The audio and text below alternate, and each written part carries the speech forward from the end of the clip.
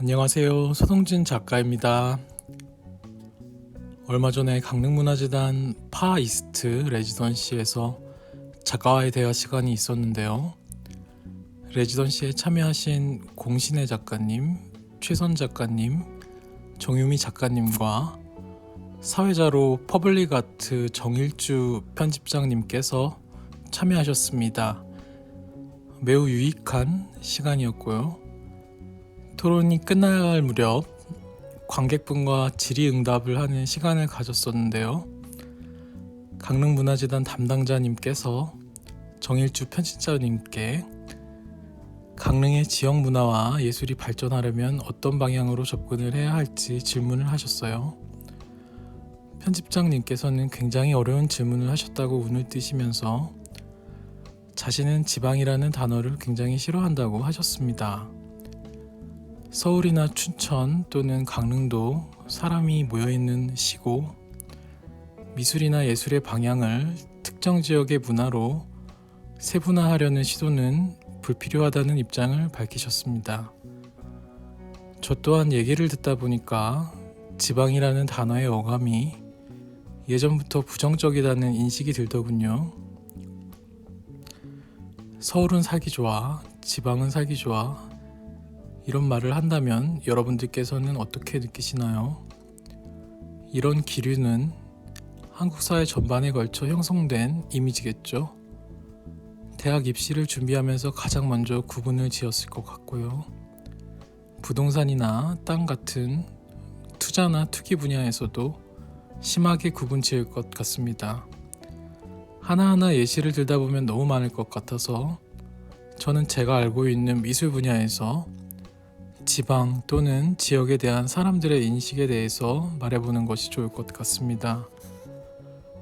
이 단어를 가장 많이 쓰시는 분들은 공무원분들이실 텐데요. 공적인 업무를 효율적으로 하기 위해서는 명확하게 지역을 구분해서 업무를 하셔야 하기 때문에 지방이나 지역이란 단어를 사용하는 것이 당연한 것이고 필요한 것일 거라 생각합니다. 다만 제가 느끼기에 조금 아쉬운 점은 미술 정책이나 사업을 실행하실 때 너무 지역주의를 조장하는 기획을 하시거나 사업을 진행한다는 점이죠. 예를 들어 젊은 작가들에게 지역에 관련된 연구와 주제를 유도하는 방식은 정말 거부감이 들거든요.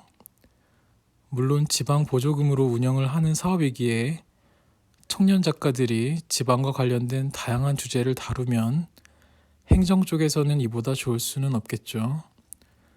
그런데 이게 장기적으로 보면 지역의 문화예술의 발전을 위해서 도움이 되는 방향일까요?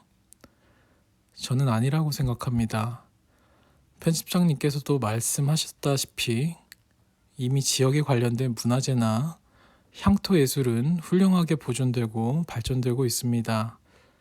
시스템도 잘 구축되어 있고요. 하지만 순수미술이나 음악, 뮤지컬 등의 입지는 어떤가요?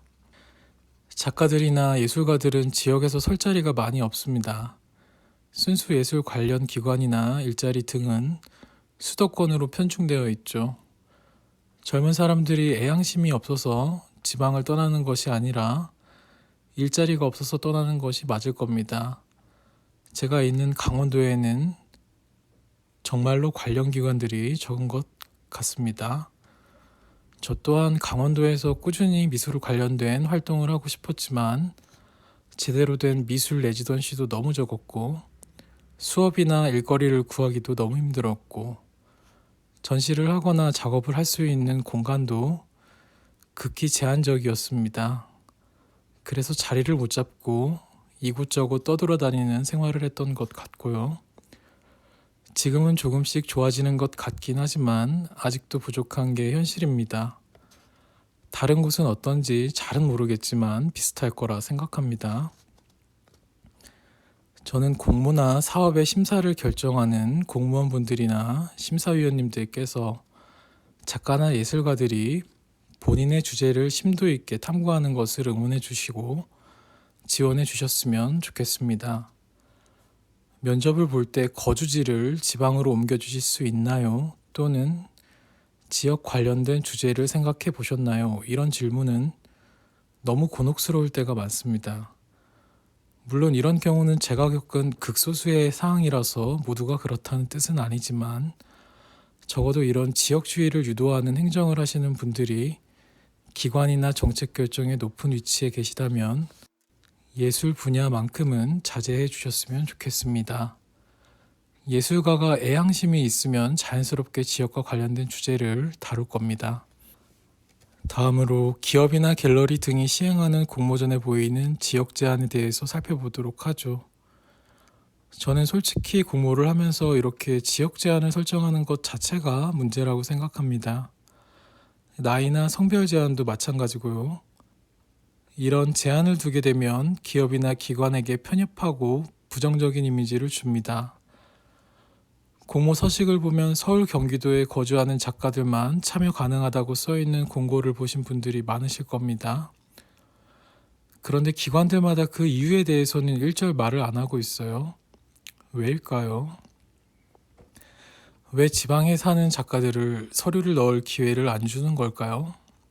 재단이라는 것 자체가 자신들의 기업이 고객에게 받은 금전적인 사랑을 사회에 환원하려고 만든 것이 아닌가요? 단순히 세금 세탁하기 위해서 문화재단을 만드셨을까요?